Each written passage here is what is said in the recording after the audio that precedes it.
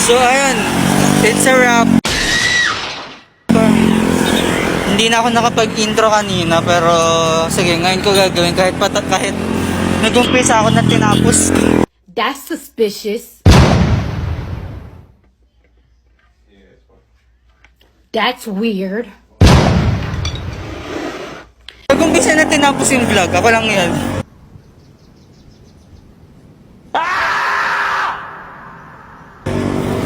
So, welcome to another episode of What's Next after senior high.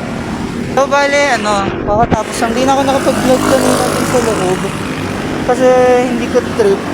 Kasi medyo nape-pressure na naman ako sa mga pinagagawa ko sa buhay. Ay, nakatawid na ako. So, yun na nga. Hindi na ako nakapag-video kanina kasi ang daming, nangyayari dun sa loob. Medyo nakaka-pressure siya for me. Even though madalas ko na siyang gawin. Halos linggo-linggo. And tuwing may mga fellowship. Pero yun, promise is a promise. Di ba sabi ko, ikukwento ko yung experience ko dun sa main. Kapag may time ako, I think this is the time.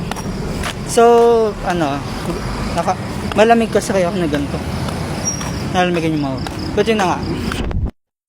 So, yung naging experience din sa may nga bang event ito? Hindi siya soaking eh. Ano siya? Wait lang, sasakay muna tayo. So, yun. Ano ulit yun? Basta yung inattendan ko na event, nakalimutan ko. Ano siya? Sobrang nice. Sobrang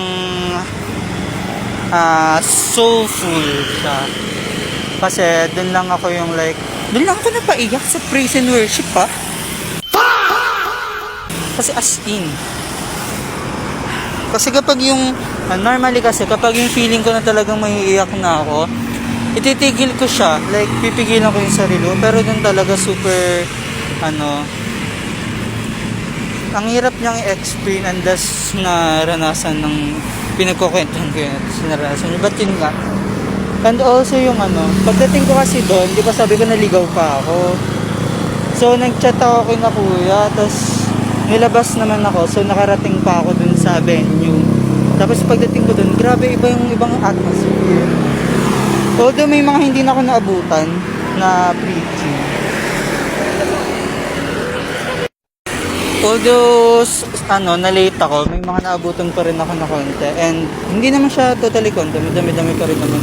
And ang ganda niya talaga yung mga message doon. Nakwento din yung sa yung The Prodigal Son, kung alam niyo yun. Tapos ano pa ba nangyari nun? So yun na nga, well, I really tried my best para i-capture yung lahat ng nangyari within that day. Pero hindi talaga eh. Hindi kaya ng memory ng phone ko, pero yung sa memory ko lang ko talaga siya na kompleto. Like parang bago pa rin yung nangyari. Parang kahapon pa rin lang siya.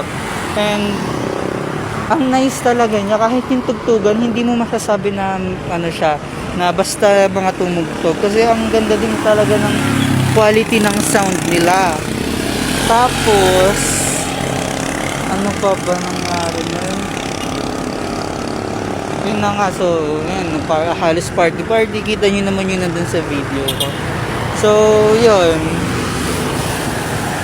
Yun naman yung nangyari sa akin that time. And, sobrang tinetreasure ko siya.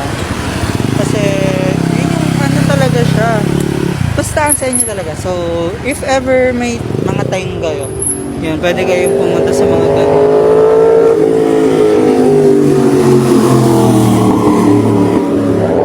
Pwede nyo siyang puntahan. Pwede yung pumunta sa COG Dasma, only in Cavite. Kasi yun, kayo madasma eh. Kaya madasma. So, wala namang meow-meow doon sa... Sorry. Wala namang meow. Wala namang meow doon na nakatira sa church na yun. Don't worry guys. So yeah. Inviting nyo na din guys. And yeah. To continue.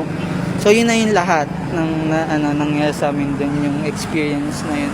And we also nagkaroon kami ng time na na masilip yung rehearsal para dun sa isang event na malaki-laki din na event ng church namin. So siguro mag-upload na lang din ako ng video regarding dun kapag kasi hindi pwede mag-spoil. So yun. And maybe yun nga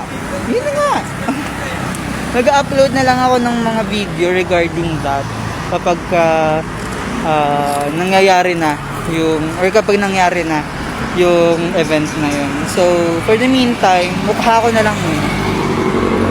So yun.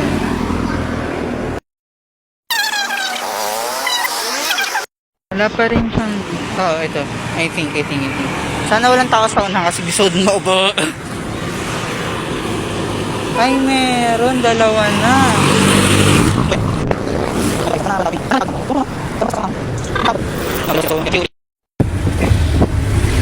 Bayad ko.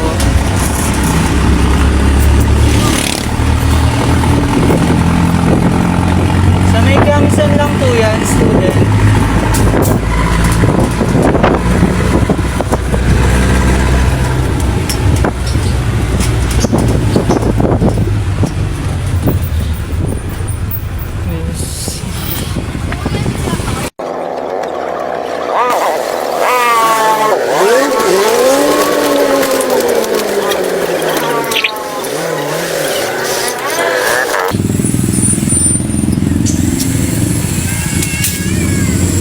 Thank you po. Kahit wala pa ako sa bababa. Ay, bigla pang umandar kung kailan umalis na ako. That shit is so disrespectful. So disrespectful. That shit got me so hot. Okay na nung bumaba na ako sa umandar. Medyo nakakayamot din Hindi kasi makapaghintay. Ayan. Pero okay lang. Sinadya ko naman na bumaba kasi gusto kong maglakad para makapagsalita pa. Kasi pag bumaba na ako, hindi na ako makakapagsalita. And yeah. So yun na.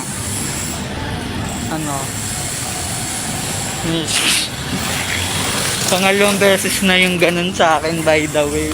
Pero okay. Forget it. Kasi dun pa rin naman ako, liligo pa rin naman ako kahit sumabay ako dun. So yun nga. Let's time check as we always do. 7:53 and I choose to walk dito, hindi doon. Pero okay lang. Kasi sometimes walking alone at night makes things feel more better. You had the time to rethink and breathe on your own. Like, yung walang ibang kasama talaga na makakapagsalita kahit may mga makakasalubong ka. Kasi nga, gabi, tapos mag-isa ka nang maglalakad. It's only the lamp post and you. Makakapagsalita ka talaga. Feel, wala na silang pakialam kung maririnig ka nila. And you should also be wala nang magkaroon ng pake kapag may nakakarinig sa yung salita. Kasi we're in a public place naman. And as long as kung ano na sinasabi niya, ayan, rethink ka pang nalalaman pero that's the point. Kaya ako naglakad, share ko lang, kaya ako naglakad. The point is makapag-talk freely. And yun na nga. So malapit naman na din ako sa sakay.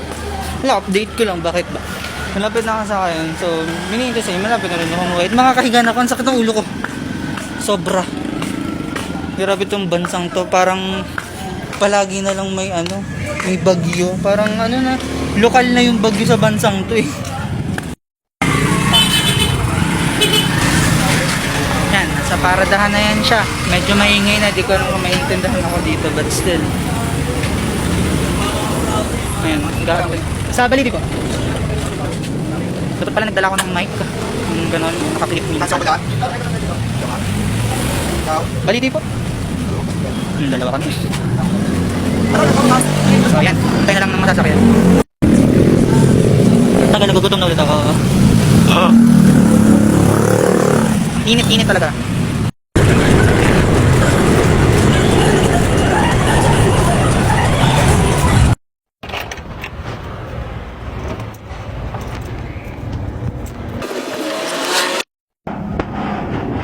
So yun, nakauwi na ako.